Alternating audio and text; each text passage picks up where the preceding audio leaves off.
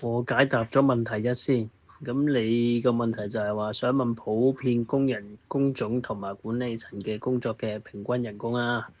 咁地盤嘅工人嘅工種都有分好多嘅，咁比較辛苦啲嘅可能釘板紮鐵或者焊接之類嘅工種咧，就人工都可能有1500至到2300嘅人工一日嘅。咁普遍可能每月計翻埋開足25日工都可能有5、6萬嘅。咁管理層方面咧，管理層都有分好多種嘅，同埋好多唔同角色嘅管理層。咁啊，如果大半嘅管理層可能係中級嘅，可能都有4萬至到5、6萬嘅。咁如果再上去，可能SPM 啊或者大威塔嗰啲，咁可能就10幾萬啦，至到7萬啦。咁啊，低層管理層嘅可能都有25000至到3萬幾嘅。問題二啦，問題二你話工人嘅階層有冇晉升嘅機會啦？咁我就答翻你就，其實工人方面就首先就 CIC 建造業議會都有分學徒、中工、大工，咁每個價都有唔同，即係每個牌都有唔同嘅。咁你中工可能800幾蚊一日。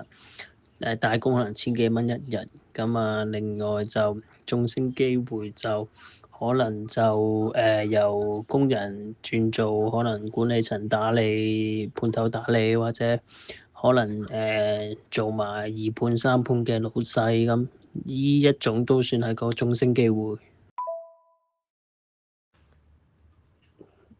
有地盤人都可以撈到風生水起咁，佢就有機遇咯。第一就係佢由一個工人，咁就佢老細要啲揾判頭做，咁佢揾唔到人，就叫咗佢伙計判出佢做。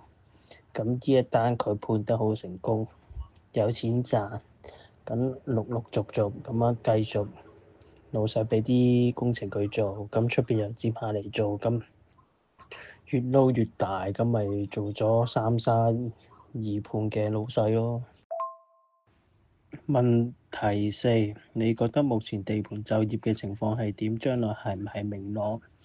咁地盤發展而家嘅市道咧，就基本上嘅私人嘅企業咧都好少落標買地起樓。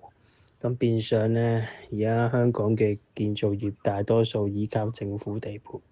咁另外就係出現咗聘用內地人嚟建造業幫手啦，咁令到呢個佔有率咧沖淡咗，就變相香港人喺建造業嘅就業情況就佔有率就有所減少咯。所以你話而家地盤嘅情況係點啊？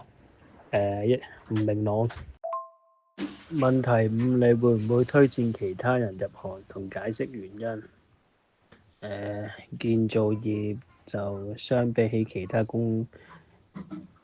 即係其他行業冇咁悶咯。你有陣時可以喺寫字樓夾完，就係地盤行下，咁多啲同人交流，或者因為建造業都有好多即係突發嘢你都要處理嘅，包括圖則，包括現場環境。